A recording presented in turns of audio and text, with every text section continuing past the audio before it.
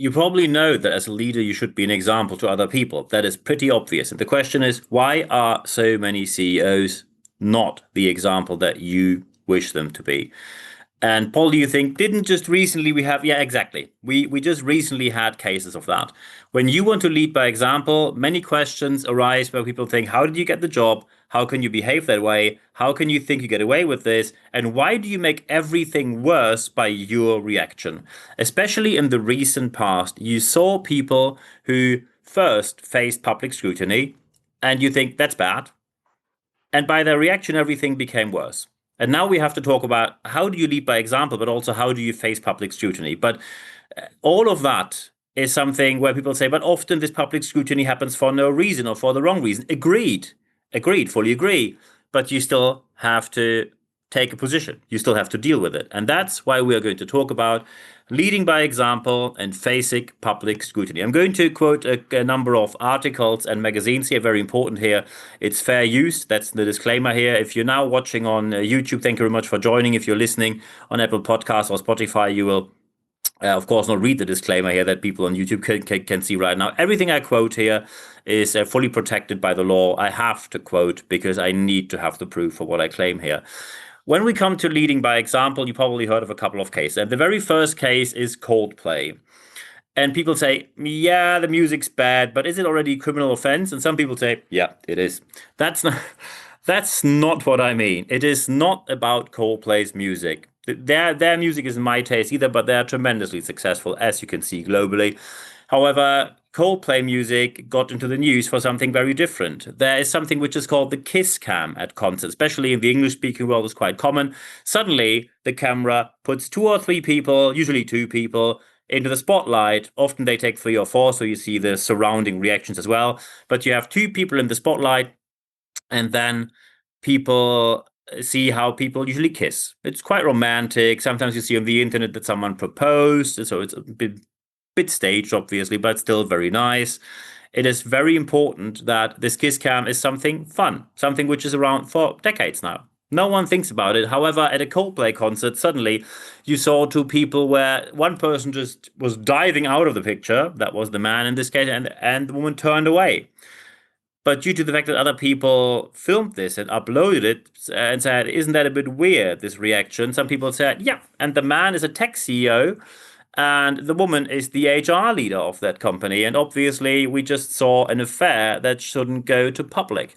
And this is what happened. The tech boss of Astronomer, the tech CEO, the CEO of this tech company is now suspended because there's an investigation going on.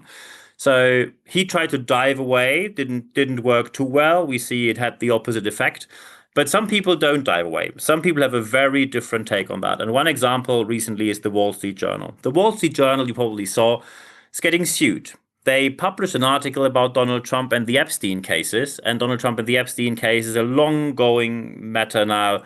He wanted to declassify the Epstein papers, then he didn't. Then suddenly Elon Musk said, yeah, because he's in it. And it went back and forth and back and forth.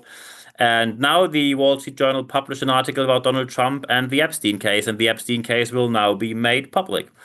And Donald Trump is suing for, buckle up, $10 billion. $10 billion sues Rupert Murdoch and the Wall Street Journal for $10 billion. Let's see how this is going to end. However, there are also, so now we have two reactions. One person trying to dive away and disappear. The other person, completely different approach, going aggressively straight forward. And the third aspect concerns Apple. Quite a while ago, Apple was accused of not dealing with taxes too well. And then they subpoenaed Tim Cook to the Senate in the US.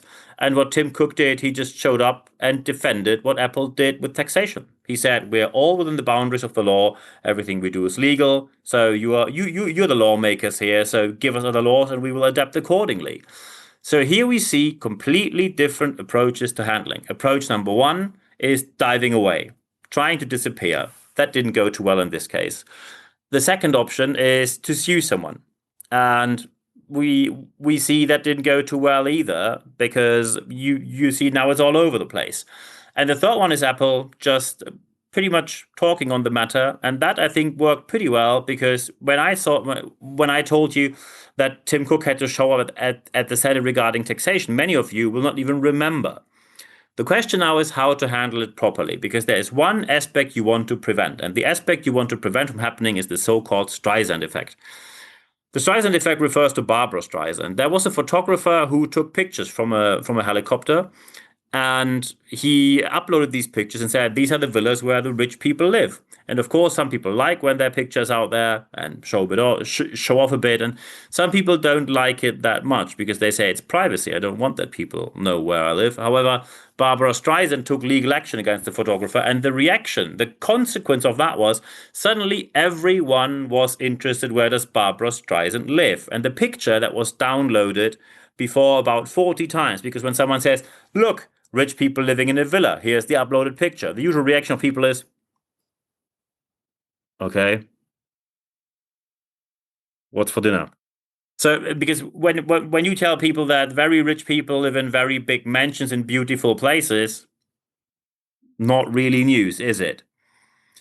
However, when suddenly someone takes legal action, so the rich person goes against the little one-person photography company, then you have a story. And that is what press is waiting for. The Streisand effect means you make everything worse by blowing it up due to legal proceedings, due to talking about it. And that's, for example, something which also happened to Donald Trump now. When, of course, you say Wall Street Journal publishes about Epstein and Donald Trump is in there, that's big. However, being sued for 10 billion is the even bigger news here, together with the Epstein files right now, or the articles about the Epstein files and Donald Trump.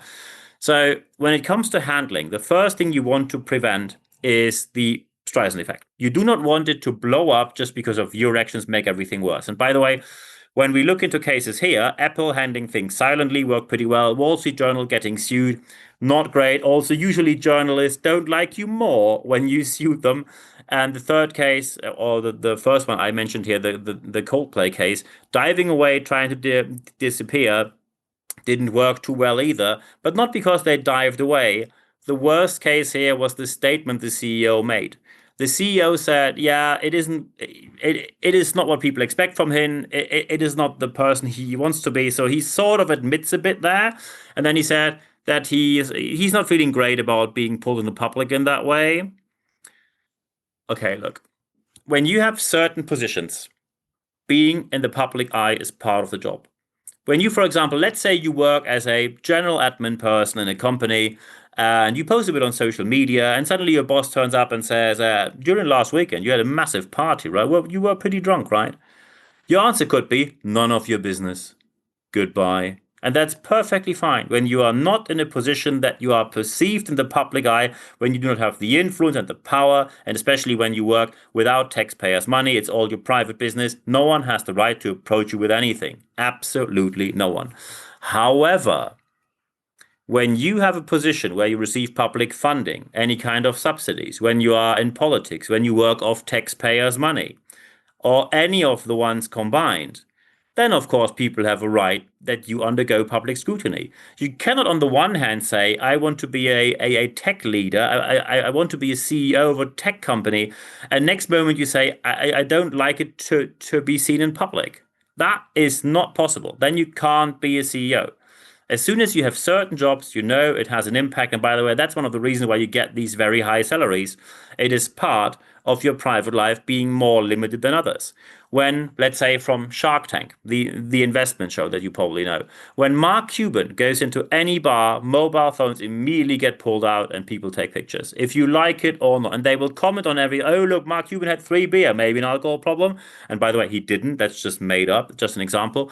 You have no private life outside your own four walls and the very, very limited amount of privacy that the law grants you. When you, as the tech CEO, go to an international concert where people travel to from all over the world, 50,000 people around you or even more at a Coldplay concert, a massively well-known band, and you get picked by the camera, you have to expect, especially as you consent. When you go to a concert, it says there's filming going on and you consent to the filming.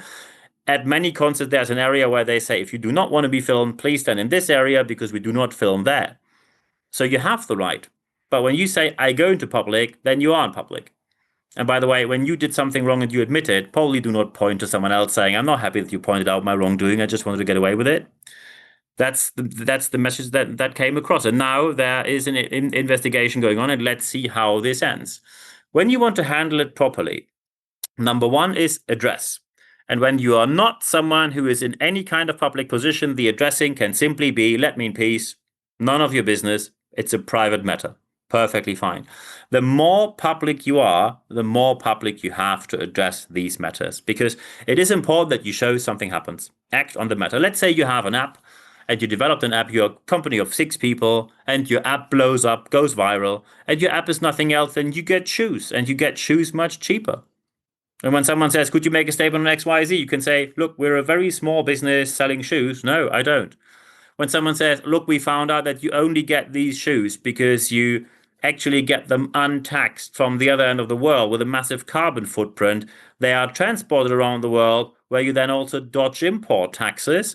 And after that, we found out that everything done there where it's produced is child labor. Could you make a statement on that? Then you have to make a statement because you had a global impact way out of your zone of this is my small business. You had a global impact with what you do, and then of course you need to act accordingly. And acting accordingly means when you have a global impact, you will be seen in the public eye. And by the way, some people now say, oh, but sometimes it really goes for the wrong reason. And yes, sometimes it does. Yes, sometimes it does, because there's always the point of, should I blame the publication? When you are published by certain newspapers where you think basically a rag, basically yellow press, they're not sticking to the facts, it's basically propaganda, or this piece is known for not telling the truth, then you can blame them, and it usually doesn't end very well. When someone goes viral for all the wrong reasons, so for example, someone is funny on the internet, they get shared by certain publications because they know this brings us clicks on our website, on our social media presence, and this brings in money. When more people are on our site, we can sell ads for higher money and for more money.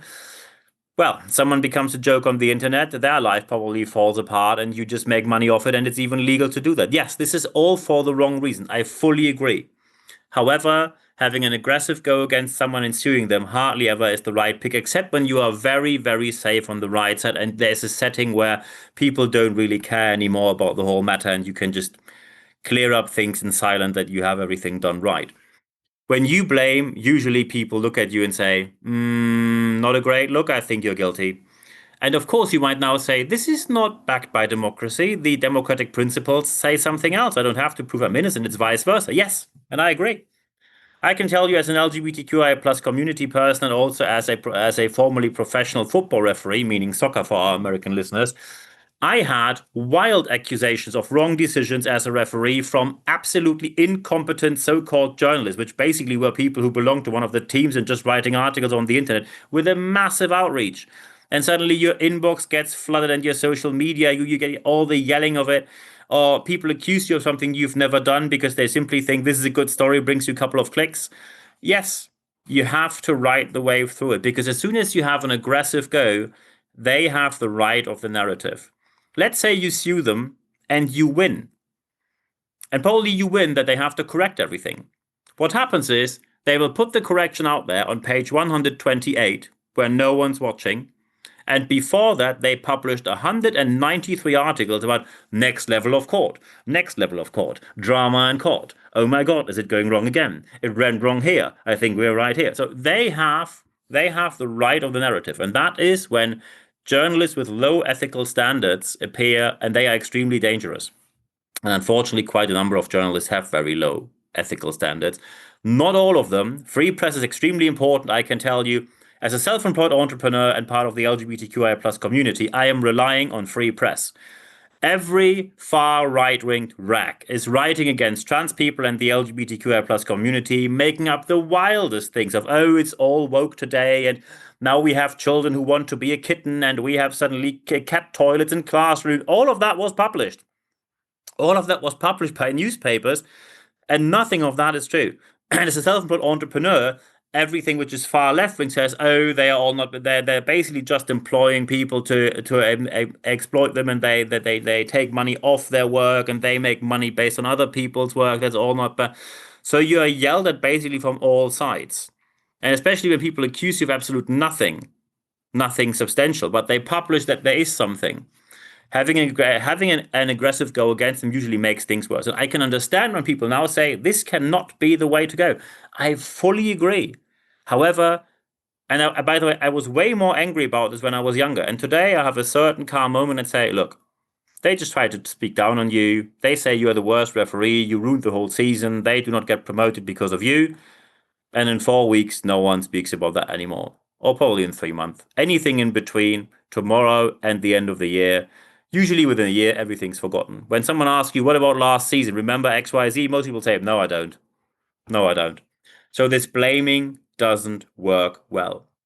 The question now is, how do you implement in your organization a system which is fair? Because some people now said, why is astronomer giving an investigation to the tech CEO? We saw on the KISS cam that something's going on. They have to chuck him out because there is a rule in place that you cannot have personal relationships within leadership teams, or you at least have to address it because, of course, investors want to know, did you promote that person because he or she is the most competent person, they are the most competent person, that person is the best pick, or is it just lining your own pocket because you're basically the same household already?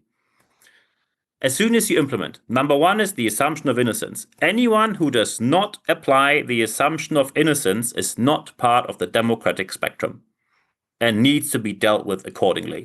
Respect at this point is optional then. The assumption of innocence applies to absolutely anyone unless you have the absolute proof where you say assumption of innocence was given and here's the proof that they are guilty. When you say, I went into the room, saw the person with a gun, shooting, took a picture of the whole thing, have a video, including the smoking gun in his hand at the end, here's the proof, then of course you can say assumption of innocence was applied and proven guilty. When you, and this is perfectly fine here, you may or may not like it because, of course, immediately the mob yells, oh, we have to chuck out that CEO, get rid of him. No. There will be an investigation, and then he can make his point, and she can make her point. And then there will be employees being asked, and then they look at everything around that, and then they say, we come to a verdict here. However, when you have a verdict, there's one very important aspect here. Before the verdict is made, anyone has a right to state their point. And when you say, oh no, it is so crystal clear, we are not going to talk to them because they are lying anyway, that is not relevant. You may or may not like what you heard, but people have the right to make their point. When you, for example, and this was Axel Springer, a German publishing house, they did the following. There was one of their journalists being accused of unacceptable behavior, including harassment, sexual advances, being made with no consent, etc., etc. They got an external law firm in. There was a huge investigation. At the end of the investigation, they said, we release the chief editor from their contract. That, of course, was a bit of a cheap exit because when someone's guilty, you fire them on the spot. However, when you say release from the contract, it usually means you get full pay, but you don't have to work anymore. And of course, then people rightfully say that is cowardice, basically coward behavior. You are spineless. However, from that publishing house, many people didn't expect anything else. So you have a right to state your point. I can tell you from my own experience that sometimes people do not stick to this. I give you a very simple example. Once a British so-called speaking association approached me and said there was an investigation against you, meaning me. What happened was another person from that association made a Facebook post with esoteric nonsense in it. And when someone in the leadership space puts out esoteric nonsense about energy and how energy is transferred to people, all of that, zero scientific backing, I gave it hard criticism. Factual hard criticism that what that person claimed was straightforward wrong. Because as soon as people from a high level make wrong statements, they do not only harm themselves and their reputation, they harm the whole industry. They harm the profession and they harm the whole industry because people do not say, oh, this is just one bad person. This is where people say, oh, this is how professional consultants are like. They are all clueless. You see, we don't need them. Suddenly, I received this email saying a complaint was made against me, and the result is I get a warning. And of course, I said, I have the right to make my point. And they said, no, it's concluded, thank you. So I got a very well-known former barrister in place who helped me on the matter, legal professional. And fast forward, no, not even fast forward, 30 days later, 30, not month, 30 days later, I received an unreserved apology from the CEO of that association in the name of the whole board. I still have the email. And then the case was thrown out of the window because it was plain nonsense. When someone says, here's my point, and I can prove it's wrong by scientific evidence, that is A, freedom of speech, B, right to my opinion, in this case, not even opinion, just facts, and C, science. When you say gravity doesn't exist and someone says, here's the proof, you cannot be offended by hearing the truth by factual backing and scientific evidence. So you have a right to state your point. When you get to the conclusion, the burden of proof is always with you. So when you say the burden of proof is with you, you have to make the effort in the first place. And by the way, the conclusion always has to be in relation to the offense. The more the offense is bad, the worse the offense, the worse the consequence has to be. It is extremely important that there is a relation between the offense and the consequences. For example, when you are a CEO and you tell people, oh, you cannot just have relationships here without telling us, but then you do exactly that, that of course is a loss of your social legitimation. And then people will say, oh, here we go again, one rule for us and one rule for them. And that is how you lose your credibility. It is extremely important that you, from the very beginning, make the point that the burden of proof is with you, and the conclusion will be based on everything you found out and you can prove by facts, because people have the right to see the facts. You cannot just tell them you have to leave, but we don't tell you why. That is not possible. And as soon as you take the points we have here into account, and when you follow that system, we saw very different approaches here, from aggressively suing someone like the Wall Street Journal, immediately Streisand effect. You did Coldplay, you try to dive away, immediately people wonder what's going on there. If they probably had just smiled and waved, nothing had happened at all. However, their diving away didn't go down too well, and then blaming others afterwards didn't go down too well either. Apple sitting down saying, no, we didn't do that, it's all fine. Yeah, and then things moved on because it became a rather non-interesting case. Of course, you always have a temporary damage to your brand because people say, oh, Apple is subpoena to the Senate. Maybe they are tax dodgers. That's not great for my investment. Maybe I just pull out my stocks here. However, as soon as you prove them wrong and you simply move on and don't blame the Senate or the press, people will move on to the next matter.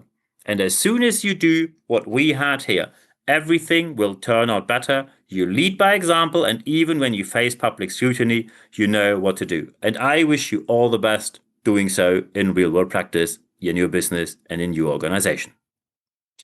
And when you now say, I'd like to have a couple of questions here, feel free to do so. So first, when you watch this on YouTube, feel free to leave a like here, subscribe to my channel, put the little alarm bell in there so you see every single publication, every single new video coming up. You don't miss anything. Feel free to leave a comment here, and of course, feel free to put a review in on Spotify or Apple Podcasts. When you're listening on the podcast channel, feel free to leave a 5-star review on Apple Podcasts or Spotify. Thank you very much for doing so. Also, please recommend our channels, no matter if it's YouTube or Spotify or Apple Podcasts, on social media, family, friends, colleagues, anything. Thank you very much for doing so as well. Also, what we have is leadership tips on YouTube. The YouTube shorts are only available, as they have in the name, only on YouTube. There's a leadership tip almost every day, so feel free to join there. We have more than 80 already online. There will be more in the very near future. But of course, you can also follow, when you prefer podcasts, you can follow us on Apple Podcasts, Spotify, and you can go to my website, where you also, by the way, nbnetworks.biz. That's where you find my email address, nb@nb-networks.com. As soon as you text me, and then we can just have a chat, because some people simply like to discuss, but not in the comment section, not publicly. So feel free to send me an email. I'm looking forward to hearing from you right there. If you want to have live sessions, and yes, we have live sessions, expert.nb-networks.com.